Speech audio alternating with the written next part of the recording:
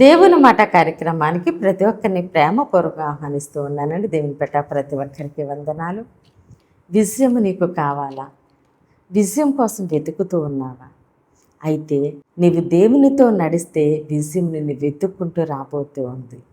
విజయం కోసం నువ్వు దేవుని వెంబడించవద్దు.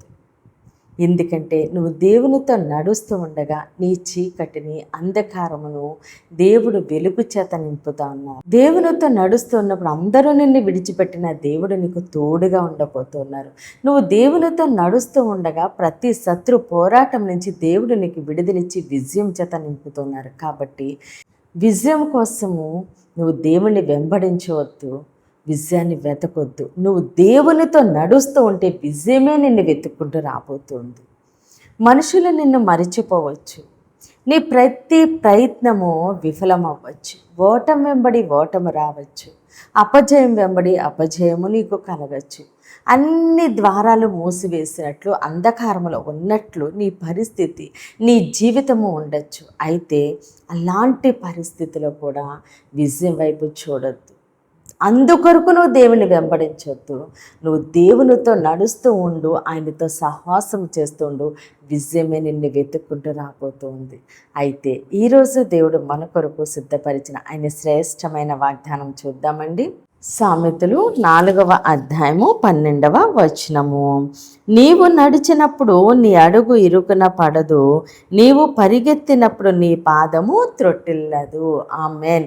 దేవుడి రోజు మనతో మాట్లాడుచున్న మంచి మాట, నీ అడుగు ఇరుకున పడదు, నీ పాదము త్రొట్టిల్లదు. ఆమేన్. నీ అడుగు ఇరుకున పడదు, నీ పాదము త్రొట్టిల్లదు. ఎప్పుడు దేవునితో నడుస్తూ ఉన్నప్పుడు, మన సొంత ప్రయత్నాలు చేస్తూ ఉన్నప్పుడు మనం ఎక్కడో దిక్కున ఆగిపోతూ ఉంటాము. ఎందుకంటే మనం సరి అయిన మార్గంలో వెళ్ళము. అక్కడ ఎత్తు పల్లాలు ఉండొచ్చు, ముళ్ళు ఉండొచ్చు, మనకి తెలియనిది ఇది ఒక అపాయం ఉండొచ్చు. అయితే మనము దేవునితో నడుస్తూ ఉండగా దేవుడు మన చేయి పట్టి నడిపిస్తూ ఉన్నారు. మన మార్గాలు ఆయన సరళము చేస్తున్నారు. ముందుగా ఆయన దూతని పంపించి ఆయన సమస్తమును సిద్ధపరిచి ఉంచారు. కాబట్టి మనము నడుస్తున్నప్పుడు మన అడుగు ఇరుకున పడదు. ఎలాంటి బంధకాల్లోని కూడా మనము చిక్కుకోమండి. అంతేకాకుండా నువ్వు పరిగెత్తినప్పుడు నీ పాదము త్రొట్టిల్లదు. ఏ విషయంలో మనము పరిగెత్తినా, దేవుని కొరకు పరిగెత్తినా, దేవుని చిత్తము కొరకు మనము పరిగెత్తినా మనము త్రొట్టిల్లపోము. ఎందుకంటే దేవుడు మనతో ఉన్నారు, మన చేపట్టి నడిపిస్తూ ఉన్నారు. కాబట్టి మనము దేవునితో నడుస్తూ ఉండగా విజయము మనం వెతుక్కుంటూ వస్తుంది. ఏ విషయంలో కూడా మన పాదము త్రొట్టిల్లదు, మన అడుగు ఇరుకున పడదు, అపజయం అన్నది ఉండదు, ఓటమి అన్నది ఉండదు. ఎందుకంటే దేవుడు మన పక్షముగా ఉన్నారు, మనతో ఉన్నారు. మనము దేవునితో నడుస్తూ ఉండగా ఎలాంటి విషయంలో కూడా మనము దేవుని విడిచిపెట్టకుండా మనం ఆయనతో నడుస్తూ ఉండగా మన యొక్క విజయాన్ని ఆపే శక్తి ఈ లోకంలో దేనికి లేదండి. ఎందుకంటే మన పక్షముగా ఉన్న దేవుడు సర్వశక్తి గల దేవుడు. కాబట్టి మనము దేవునితో నడుద్దామండి. విజయము మనల్ని వెతుక్కుంటూ రాబోతుంది. ఈ కొద్ది మాటలు దేవుడు మన వెనుకల్లో దీవించి ఆశీర్వదించునుగాక. ఆమేన్. ప్రేర్ చేసుకుందామండి. అందరూ కన్నులు మూసుకొని ప్రేర్లేకి ఉంచండి.